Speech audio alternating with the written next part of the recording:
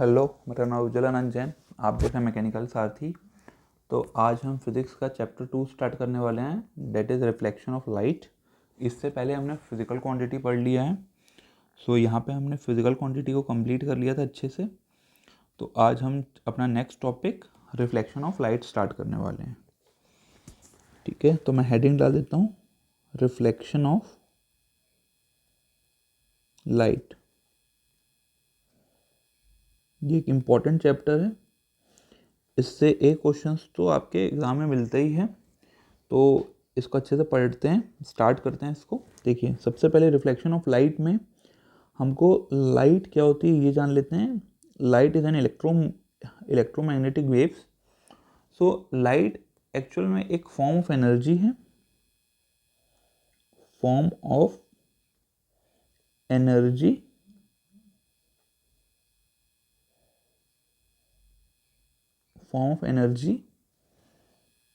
which help us to see object। Reflection of light के perspective में ये definition ज़्यादा बेटर है कि लाइट वो फॉर्म ऑफ एनर्जी है जो हमको किसी ऑब्जेक्ट को देखने में मदद करती है, क्योंकि रिफ्लेक्शन ऑफ लाइट से हम चीज़ों को देख सकते हैं। कैसे, वो इमेज कैसे बनेगी, वो हम सारी चीज़ों को आगे देखेंगे।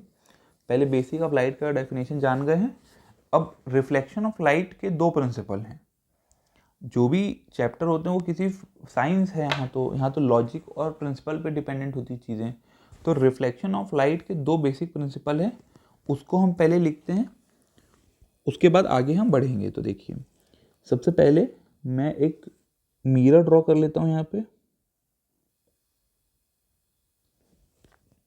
ठीक है, ये क्या है, ये मिरर है, मान लीजिए मिरर।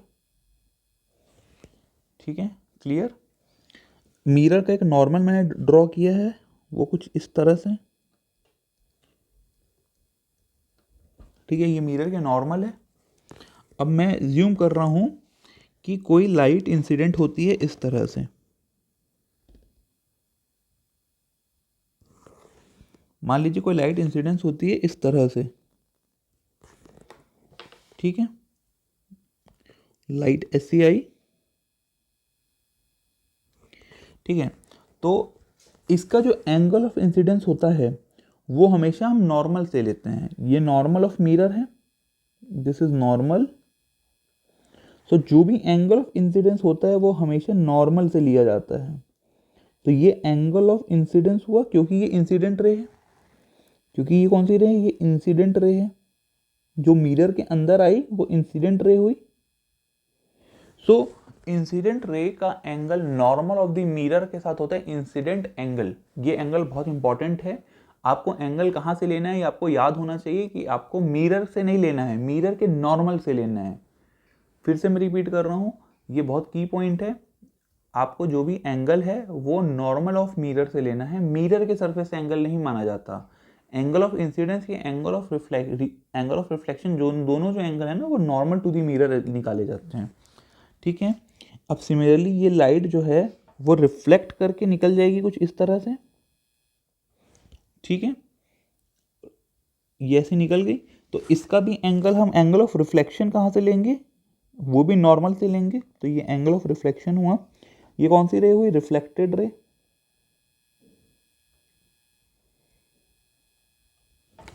ठीक है, ये रिफ्लेक्टेड रे हुई। तो एंगल ऑफ रिफ्लेक्शन और एंगल ऑफ इंसिडेंस हमारा क्लियर हो गया। अब ये जो डायग्राम है, इससे इसकी हेल्प से हम दो चीज समझते हैं। देखिए, law of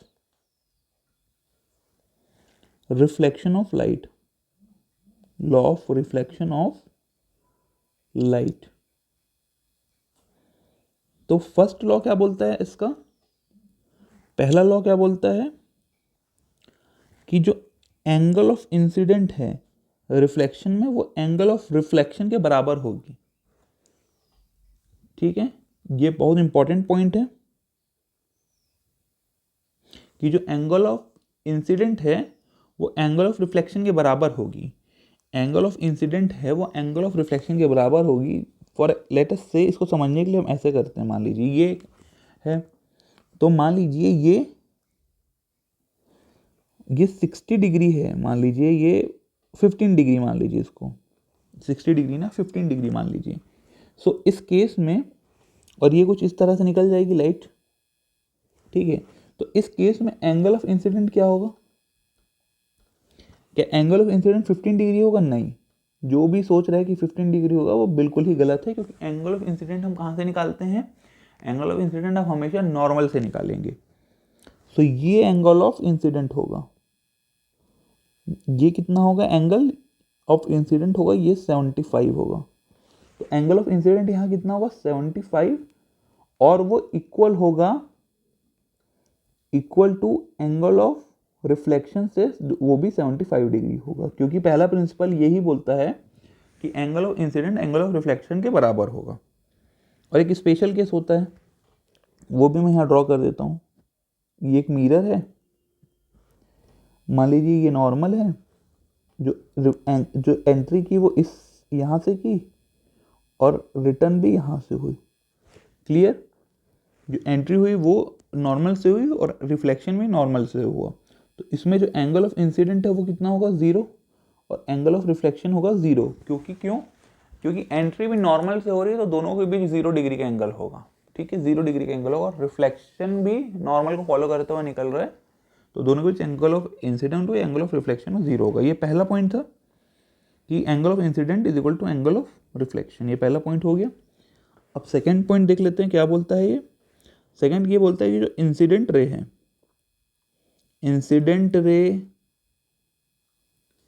reflected ray and the normal to the surface lies on same plane। इसका मतलब क्या हुआ? ठीक है, इसको मैं समझाने के लिए आपको एक और डायग्राम ड्रॉ करता हूँ, ठीक है। मान लीजिए ये मिरर है, ठीक है, ये मान लीजिए एक मिरर है और ये एक प्लेन है,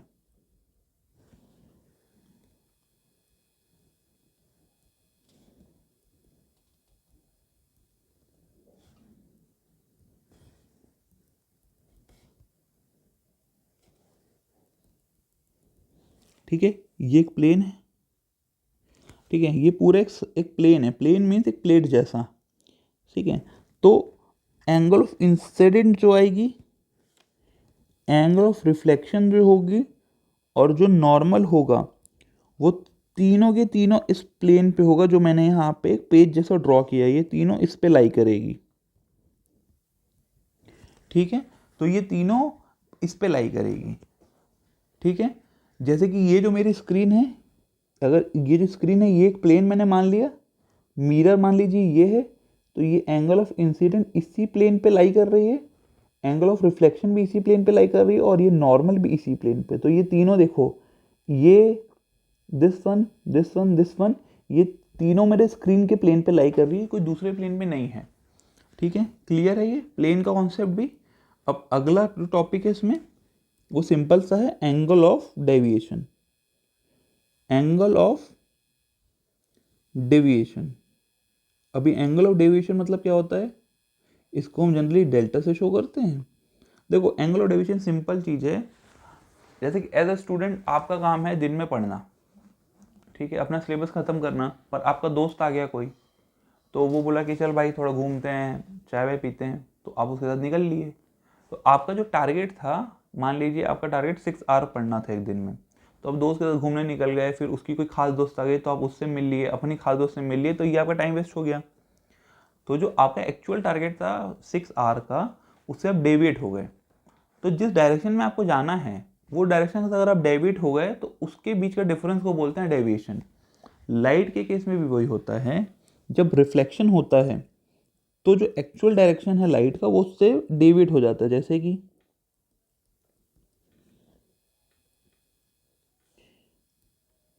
जैसे कि क्या है, ये मान लीजिए ये इस डायरेक्शन पे लाइट आई,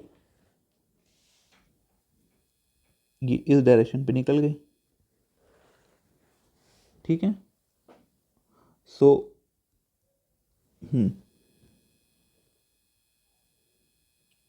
इस डायरेक्शन पे आई लाइट, इस डायरेक्शन पे निकली,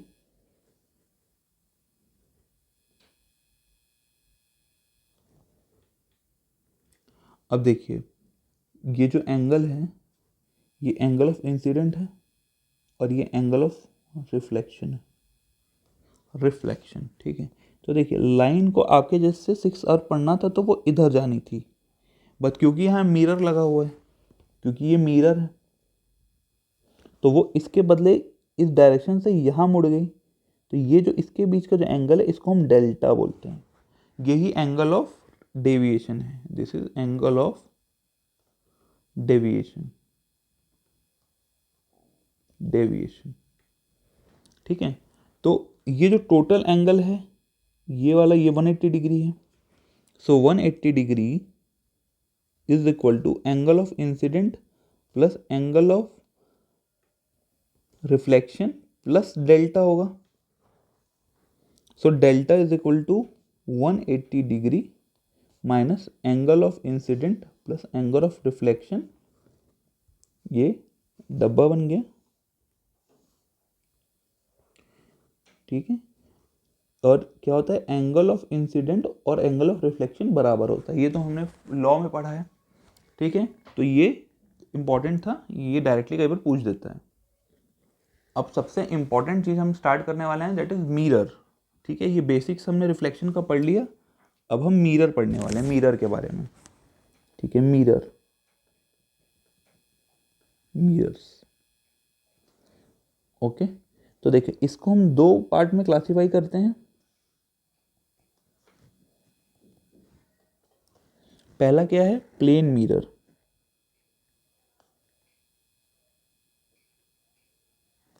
और दूसरा होता है स्फेरिकल मिरर।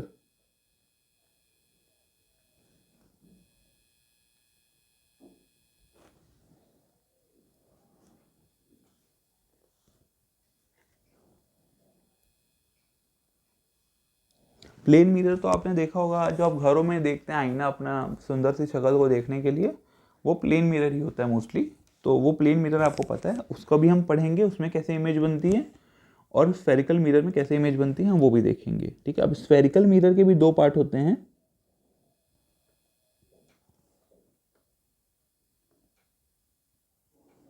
ठीक है।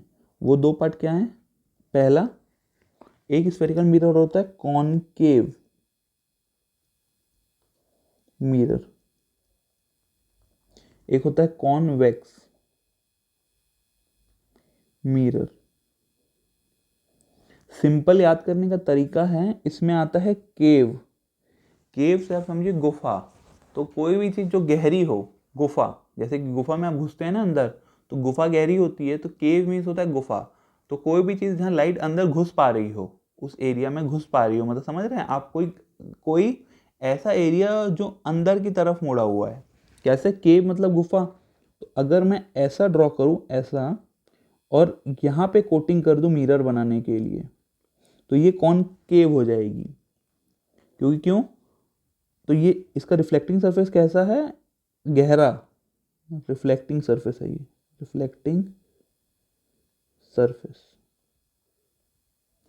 कॉन्वेक्स में उभरा रहेगा, तो आप रिफ्लेक्ट जो गहरा सरफेस है उसको कोट कर दिए, तो रिफ्लेक्टिंग सरफेस अब कैसा है, उभरा। तो जो रिफ्लेक्टिंग सरफेस है अगर वो गहरा है तो वो केव है, कॉनकेव जैसे गुफा जैसे, और रिफ्लेक्टिंग सरफेस अगर उभरा है तो वो कॉन्वेक्स। क्लियर है, ये तो बेसिक है।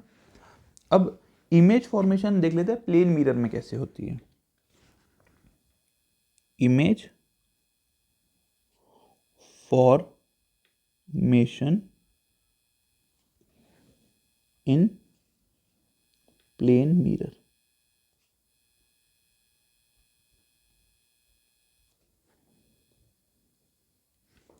ठीक। इमेज कब बनेगी, जब कोई भी दो लाइट, दो रे ऑफ रेज किसी पॉइंट पे मिले, चाहे वो रियली मिले चाहे वो वर्चुअली मिले। इमेज तब बनती है जब कोई भी दो रे आप प्रोजेक्ट करें और वो मिले किसी पॉइंट पे, चाहे रियल में मिले चाहे प्रिटेंड हो रहा हो वर्चुअली कि वो मिल रहे हैं, ठीक है। दोनों केस में इमेज बनेगी। किस तरह की इमेज बनेगी वो भी हम देखते हैं। मान लीजिए ये एक प्लेन मिरर है, ये मिरर है, ये मैंने कोटिंग कर दी, अब ग्लास से बन गया ये मिरर, क्योंकि जैसे मैं कोट कर देता हूँ तो मिरर बन जाता है। अब मान लीजिए ये कोई ऑब्जेक्ट रखा हुआ है, ठीक है, ये ऑब्जेक्ट रखा हुआ है। तो ये ऑब्जेक्ट जो डिस्टेंस पे है वो मान लीजिए ये ऑब्जेक्ट जो है वो एक्स डिस्टेंस पे है, मिरर से ऑब्जेक्ट एक्स डिस्टेंस पे खड़ा है। अब देखिए, अब होगा क्या, आपको रे निकालनी है। तो रे कैसे, मान लीजिए ये हाइट ए बी है, ये जो हाइट है ये ए बी है। अब देखिए एक रे जो होगी वो इस तरह से जाएगी, ये ऐसा टकराएगी। तो मैंने ये केस आपको बताया था, जब 90 डिग्री ऑफ मिरर से कोई रे टकराती है तो वो वापस उसी डायरेक्शन में निकल जाती है। Angle of incident upon angle of reflection same होता है। ये केस देखिए, ये केस मैंने, ये देखिए ये जो केस है ये मैंने आपको बताया है, तो ये उसी केस का टाइप है। वैसे ही आपको रिफ्लेक्ट करनी है लाइट को। तो पहला ये हो गया, ठीक है। सिमिलरली अगर बी से जो पैरेलल जाएगी वो कुछ इस तरह जाएगी और वापस इसी डायरेक्शन पे रिफ्लेक्ट हो जाएगी, ठीक है। सो ये इसका अगर मैं एक्सटेंड कर दूँ इमेजिनरी पोर्शन पे तो कुछ इस तरह होगा। अब देखिए, अब जो ये जो रे है ए से जो इस डायरेक्शन पे जाएगी ऐसे, ठीक है, वो वापस निकलेगी सेम, जो एंगल है वो इस एंगल पे वापस निकल जाएगी। ये जो एंगल है नॉर्मल के साथ वो सेम होगा, ठीक है। तो अगर मैं इसको ड्रॉ करूं आगे, इसको अगर मैं ड्रॉ करूं आगे कुछ इस तरह से, तो वो कुछ यहाँ मिल जाएगी, ठीक है। हमको दो रे को एक्सपेंड करना है, तो देखिए इधर भी आप बढ़ाएंगे तो इधर कोई कॉमन पॉइंट मिलेगा नहीं, तो आपको मजबूरन मिरर के अंदर भी बढ़ा के देखना रहेगा कि वो कोइंसाइड तो नहीं कर रहा है।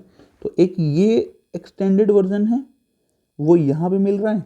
सिमिलरली अगर मैं बी से ड्रॉ करूँ,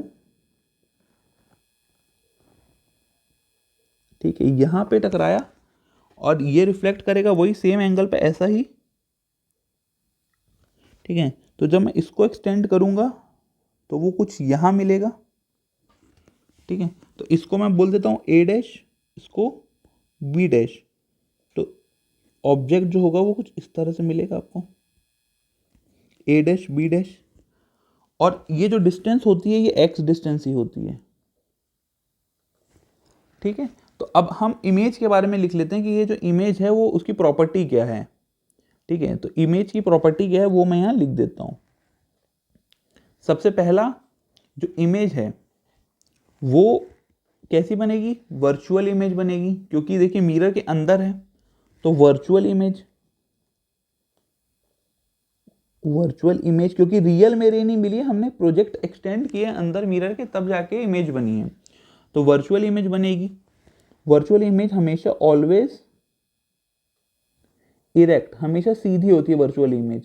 देखिए ए बी है तो ए डैश बी डैश है, बी डैश ए डैश रिवर्स्ड नहीं है, इन्वर्टेड नहीं है, इरेक्ट है। हमेशा याद रखना जब भी वर्चुअल इमेज होगी वो रियल, जो भी वर्चुअल इमेज होगी वो हमेशा इरेक्ट होगी, सीधी होगी, वो उल्टी नहीं होगी। और जो रियल इमेज होगी, जब रियल में इंसिडेंट रे मिलेगी, दोनों रे जब रियल में मिलेगी तो वो हमेशा हमेशा रियल होगी। जब दोनों रे एक्चुअल में मिल रही तो उसको रियल बोलते हैं, और रियल इमेज हमेशा इन्वर्टेड होगी।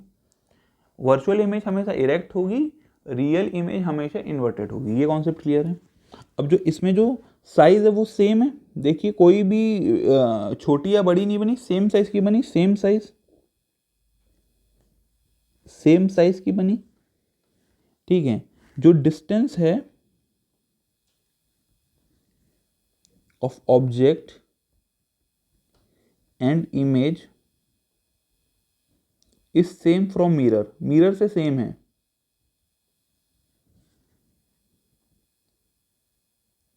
ठीक है। और दूसरा है ये जो इमेज होती है ये लेटरली इन्वर्टेड होती है। देखिए लेटरली इन्वर्टेड है, ये फर्क है। देखो इन्वर्टेड में लेटरली इन्वर्टेड मीन्स ये होता है कि लेफ्ट राइट हो जाए और राइट लेफ्ट हो जाए। जैसे कि मिरर में आप जो देखते हैं ना, आपका राइट साइड लेफ्ट में हो जाता है और लेफ्ट साइड राइट में हो जाता है। मिरर अब हम जब नॉर्मल घर में प्लेन मिरर देखते हैं तो उसको बोलते हैं लेटरली इन्वर्टेड इमेज बनना, ठीक है, लेटरली इन्वर्टेड इमेज। क्लियर? तो ये 4 बेसिक प्रॉपर्टी है। अब एक छोटा सा मैं यहाँ पे एक चीज़ लिखा देता हूँ कि अगर ये मिरर है, प्लेन मिरर, अगर ऑब्जेक्ट जो है वो u वेलोसिटी मिरर की तरफ जाए तो जो इमेज है वो 2u वेलोसिटी की तरफ मिरर की तरफ जाती है। अगर आप u स्पीड से मिरर की तरफ भागेंगे तो जो आपकी इमेज मिरर की तरफ आएगी ना, मिरर से जो इमेज भागेगी वो डबल स्पीड ऑफ ऑब्जेक्ट होती है। ये कई बार डायरेक्टली पूछ देता है, तो आपको ये चीज़ याद होनी चाहिए। क्लियर हो गया? अब नेक्स्ट लाइन देख लेते हैं। नेक्स्ट में क्या पढ़ना है? देखिए, हमने प्लेन मिरर पढ़ लिया, तो एक प्लेन मिरर में इमेज ऐसी बनी। अगर 2 प्लेन मिरर हैं और उनके बीच कोई एंगल है तो नंबर ऑफ इमेजेस कितनी बनेगी? ठीक है, reflection when 2 mirror are at some angle, कुछ एंगल, सेम नहीं, सम एंगल, कोई एंगल पे हैं अगर वो लेट अस से थीटा डिग्री पे हैं वो, ठीक है, तो इस केस में लेट अस से थीटा क्या है? एंगल बिटवीन 2 मिरर, 2 मिरर के बीच का एंगल थीटा है अगर। क्लियर? तो नंबर ऑफ इमेजेस हमेशा होगी ऑड, ये आप माइंड पे बैठा लीजिए। नंबर ऑफ इमेजेस हमेशा होगी ऑड। क्या होगी? ऑड। तो क्या होगा? एक इक्वेशन होता है 360 डिग्री अपॉन थीटा, जो भी वैल्यू आएगा आपको उसको ऑड में ही रखना है। एग्जाम्पल कैसे मैं बोल रहा हूँ कि देखिए, अगर इसकी वैल्यू, अगर 360 बाय थीटा की वैल्यू मान लीजिए अगर इवन आती है तो नंबर ऑफ इमेज क्या होगा? 360 बाय थीटा -1 कर देंगे, क्योंकि हमको ऑड चाहिए, तो जो भी इवन वैल्यू आएगी उसको 1 से माइनस करके ऑड में कन्वर्ट करेंगे। माइनस करना है 1 से नंबर ऑफ इमेजेस के लिए, ठीक है। अगर ऑड आई तो number of image 360 by theta ही होगी। अगर ऑड है तो फिर कुछ चेंज नहीं करना है उसमें। तो क्यों? क्योंकि नंबर ऑफ इमेज जो बनती है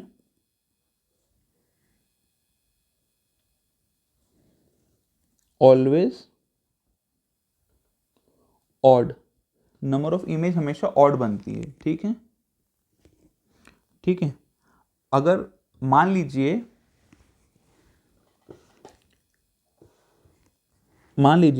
अगर थीटा 0 डिग्री है, मीन्स 2 मिरर आर पैरेलल। मैं इसकी आपको फोटो दिखाऊंगी, कैसा प्यारा दिखता है ये चीज़, कैसा जादू टाइप से फील है, साइंस की मैजिक है ये, ठीक है।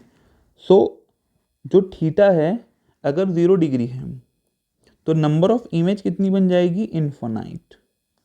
नंबर ऑफ इमेज इस केस में इनफाइनाइट बनेगी। मैं वो फोटो लाता हूँ, आपको दिखाता हूँ वो चीज़। जो मैं पॉइंट बोला था वो ये है, देखिए, ये एक मिरर हो गया, ठीक है,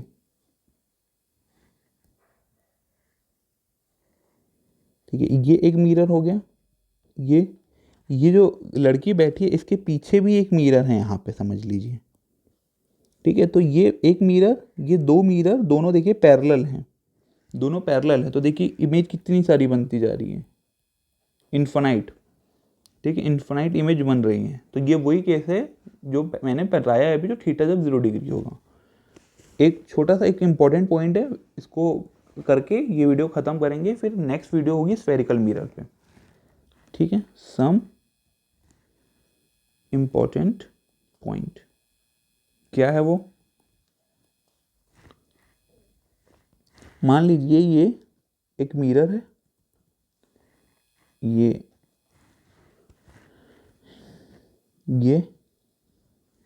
अगर ये ऐसा है, ठीक है, और अगर आपने मिरर को थीटा डिग्री रोटेट कर दिया,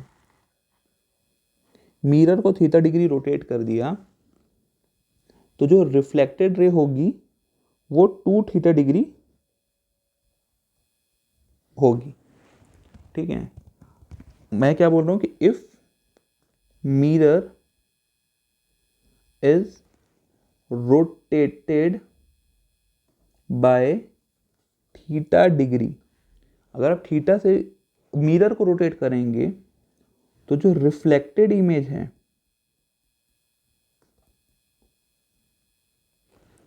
रोटेटेड बाय 2 थीटा से रोटेट होगी। अगर मिरर थीटा डिग्री होगा तो रिफ्लेक्टेड में ट्वाइस द एंगल जिससे आपने मिरर को रोटेट किया। सेकंड, अगर मिरर साइज जो होना चाहिए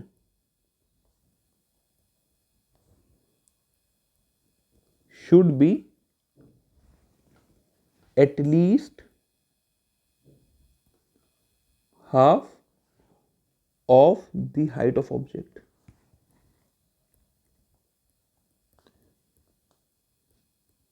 जो मिरर होना है आपका, वो जो ऑब्जेक्ट है कम से कम उसके आधे की हाइट जितना तो होना ही चाहिए, कम से कम आधे की हाइट जितना तो होना ही चाहिए।